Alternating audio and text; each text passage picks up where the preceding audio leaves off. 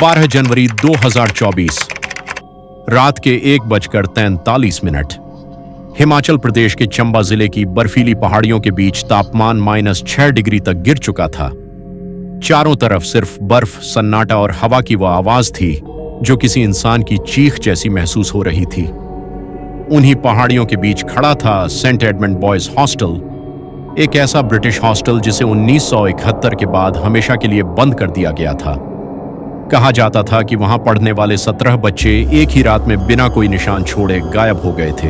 Police, सेना, स्थानीय प्रशासन सबने उस जगह की तलाशी ली थी, लेकिन उन्हें सिर्फ एक चीज मिली, हॉस्टल के प्रिंसिपल की डायरी का आखिरी पन्ना, जिस पर कांपते हाथों से लिखा था, बच्चों ने आज फिर उस औरत को सीढ़ियों पर देखा है।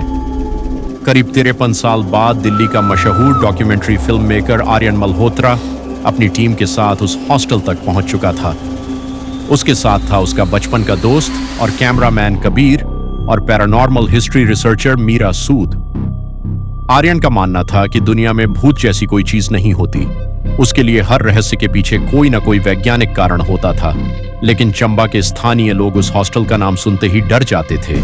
जिस टैक्सी ड्राइवर ने उन्हें वहां छोड़ा, उसने जाते जाते सिर्फ एक बात कही थी कि अगर रात के बाद हॉस्टल के अंदर बच्चों के गाने की आवाज सुनाई दे तो पीछे मुड़कर मत देखना।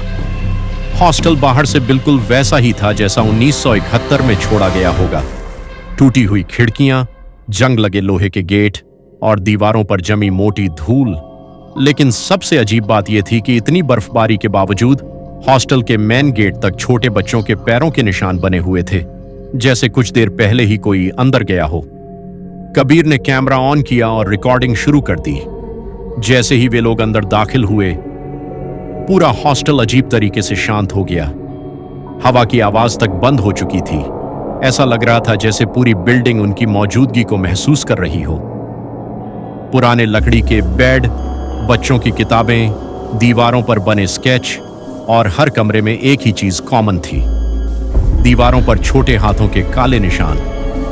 मीरा ने धीरे धीरे उन निशानों को देखा और बताया कि पुराने रिकॉर्ड्स के मुताबिक गायब होने से कुछ दिन पहले बच्चों ने शिकायत की थी कि रात में कोई उनके कमरों के बाहर खड़ा रहता है, लेकिन जब दरवाजा खोला जाता वहां कोई नहीं मिलता था।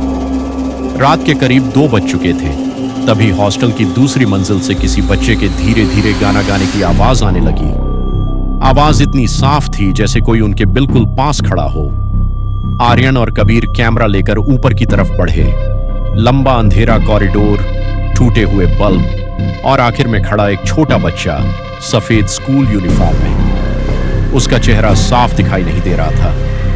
कैमरे की लाइट जैसे ही उस पर पड़ी, आगे की स्टोरी जानने के लिए वेट फॉर पार्ट 2।